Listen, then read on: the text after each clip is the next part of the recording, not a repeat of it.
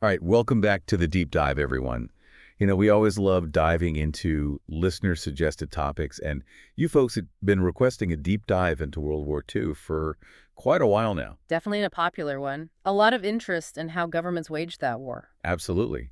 And luckily, you all sent in some fantastic material for us to work with, specifically excerpts from 7.7 Conducting World War II. Should be a really interesting deep dive. Yeah, I think so. And, our goal is to, well, I think it's to really compare and contrast how the different governments involved on all sides, how they mobilize their populations, their resources, and what kinds of lasting impact all those approaches had. Yeah, definitely. And I think a really important place to start is with the concept of total war. Total war. Right, because World War II really wasn't just a war between armies, was it? I mean, it involved entire societies, and even more tragically, as the text points out, civilian populations became direct targets on just a massive scale. Yeah, way bigger. I mean, just huge compared to World War One. Yeah, it was a total mobilization like World War One, but as the text notes, bigger in every way. Globally, societal impact, you name it. Yeah, totally. And where should we begin? Well, I think to understand how all this unfolded, we have to start with the event that kicked off the whole thing. Hitler's invasion of Poland. Oh, right. Yeah, Hitler's ambitions. Right, his goal of Lebensraum, living space. I mean, it was clear he was aiming for expansion, but Poland was the final straw. And that's what finally brought in Britain and France. Exactly. And, at first they were really hesitant. I mean, after the horrors of World War One, who could blame them? Right, right. Nobody wanted another war. No.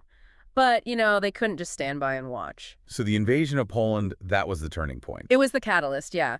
And that's when we see those major alliances really solidify. Okay, so on one side you've got Germany, Italy, Japan, hmm the Axis. The Axis powers, right. And each one had their own version of fascism, but they shared some core beliefs. Extreme nationalism, authoritarianism. Right. And then the Allies. Let me see if I can remember. Great Britain, France. Great Britain, France, the Soviet Union, and eventually the United States. The U.S., of course, right. But it's important to remember that the Soviet Union and the U.S., they didn't join right away, right? No, they didn't. The Soviet Union only entered the war after Germany broke their non-aggression pact. Oh, right, right. And the United States. Well, they were brought in after Pearl Harbor. Late 1941, yeah. Exactly. So we've got the stage set. Now, how did these governments actually mobilize their people for this huge conflict? Yeah, I mean, how do you even begin to prepare for a war like that? Well, I think the source material really hits the nail on the head here when it talks about propaganda. Oh, propaganda. You mean like posters and speeches and stuff? Exactly. Yeah. It was everywhere. And it had some very specific goals.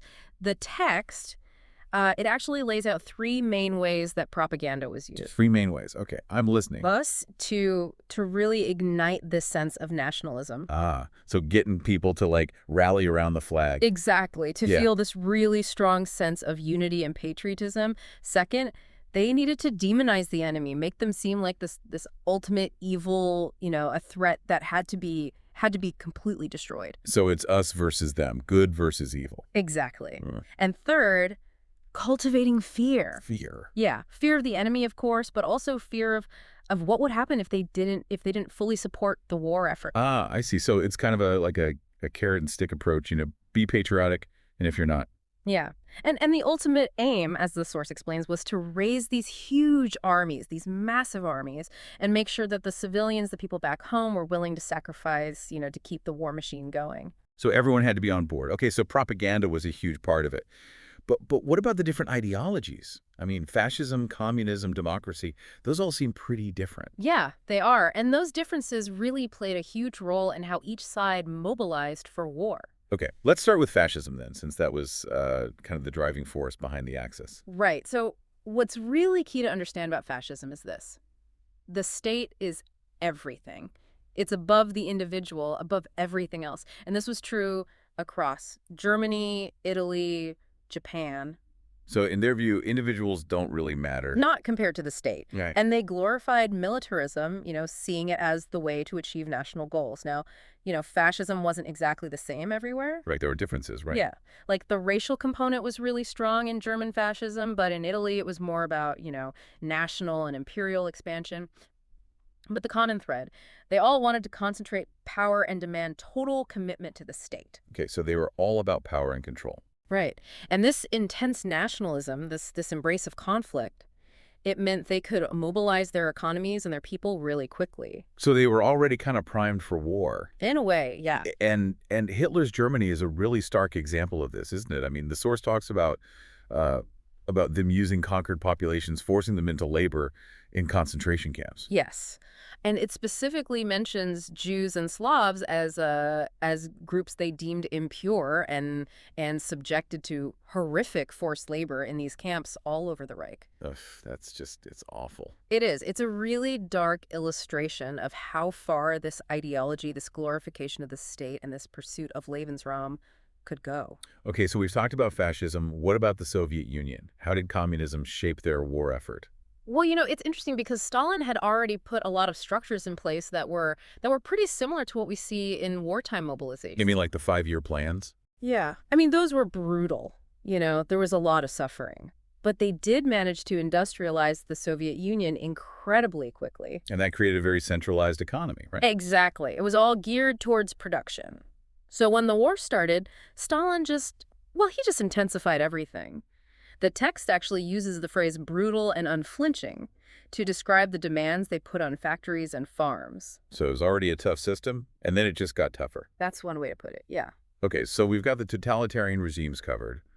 What about the democracies, like Great Britain's and the United States? That's a really important question because, how do you mobilize for war when you're also trying to uphold individual freedoms? Right, it's a tough balancing act. Absolutely. And the source points out that in democracies, they often frame the war as a people's warfare. Like they were fighting to defend democracy and promising more social welfare after the war. So appealing to people's ideals. Yeah, but the actual methods they used were pretty different. I mean, look at Great Britain under Churchill. Right, Churchill. Such a powerful figure. He was. And the text contrasts his very strong stance against Nazi Germany with Neville Chamberlain's appeasement policy. So a complete shift in approach. Right.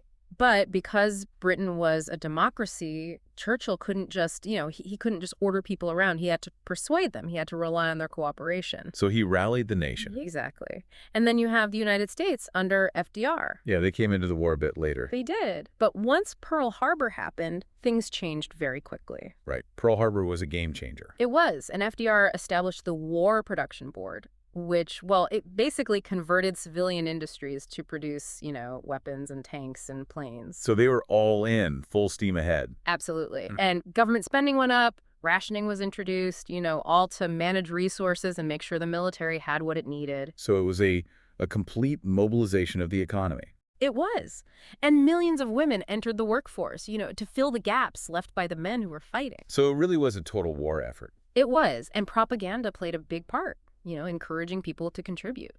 But the text also mentions that even in democracies, civil liberties weren't always protected. That's right. I mean, even when you're fighting for democracy, wartime can put a lot of pressure on those principles. And that brings us to a very difficult but important part of the discussion. I mean, the source material gives us some pretty stark examples of the repression of freedoms, both in the U.S. and in Germany. Yes. And I think it's essential to acknowledge those. Let's start with the U.S. then. Well, the forced internment of Japanese Americans after Pearl Harbor, that's a really dark chapter in American history. I mean, rounding up American citizens and putting them in camps just because of their ancestry. Exactly. And the text emphasizes that many of them were citizens, but there was this fear, this suspicion of disloyalty that led to these really unjust actions. Yeah, really shameful period. And then on the other side of the spectrum, you have the horrors of Nazi Germany. Right. And that's where the Nazi ideology, the idea of racial purity, that's where it really led to its most horrific consequences. The source talks about the Nuremberg laws, which were these racist laws that essentially dehumanized Jews and other groups. Right, the Nuremberg laws. And then they forced them into ghettos, isolating them, and then, of course, the concentration camps. The concentration camps, the systematic forced labor, the extermination, it's beyond comprehension. It is, and it really highlights the fundamental difference between, A democracy struggling to balance freedom and security, and a totalitarian regime built on hatred and oppression. Yeah, a chilling difference.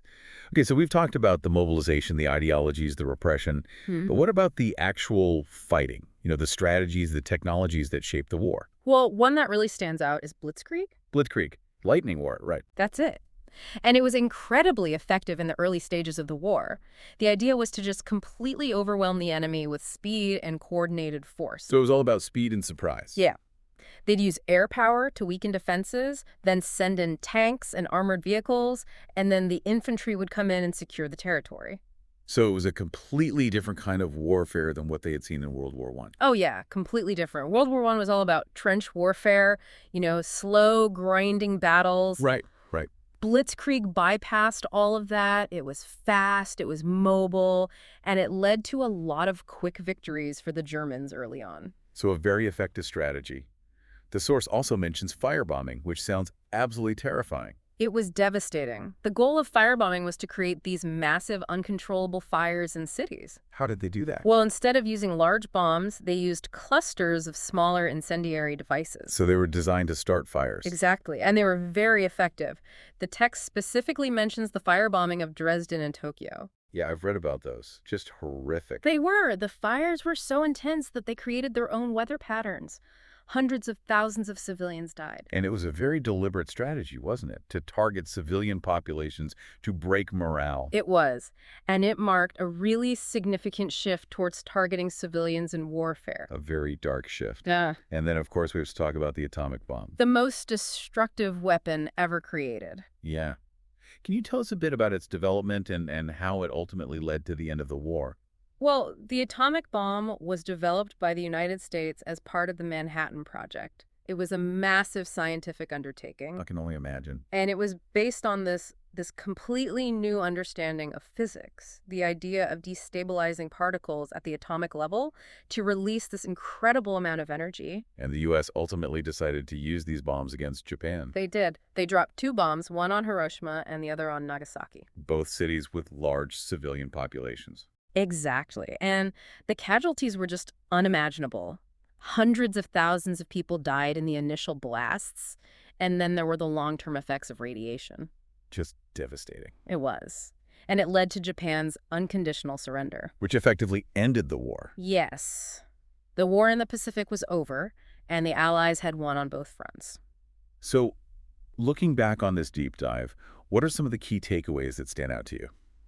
Well, I think the concept of total war is really central here. Yeah, it wasn't just a war between armies. It was a war between societies. Exactly. And everyone was involved, everyone was affected, and the use of propaganda was another common thread. Right, all the governments used propaganda to shape public opinion. To mobilize their people. Yeah. But the ideologies behind those efforts, those were very different. Yeah, you had the extreme nationalism of fascism, the centralized control of communism, and then the democracies, each with their own approach. And then there's the technology, the new weapons, the new strategies. Blitzkrieg, firebombing, the atomic bomb. All of those led to a huge increase in the scale of destruction and casualties. And the text points out that a lot of those casualties were civilian. Right. The lines between combatants and non-combatants, they became blurred. And the repression of freedoms, that varied quite a bit too. It did, from the internment of Japanese Americans in the U.S. to the horrors of the Holocaust in Nazi Germany. So, a lot of complexities to consider. Definitely. And I think the source material really raises some important questions about the relationship between the state and its citizens during wartime. Yeah, I mean, how much power should a government have? What limits should there be? And how do we balance security with individual freedoms? Those are questions that are still relevant today. Absolutely. And I think that's a good place to leave it for today. A lot for our listeners to think about, to continue exploring on their own. Definitely. It's a complex topic, but a very important one. Thanks for joining us for this deep dive. And as always, keep those questions coming. We'll see you next time.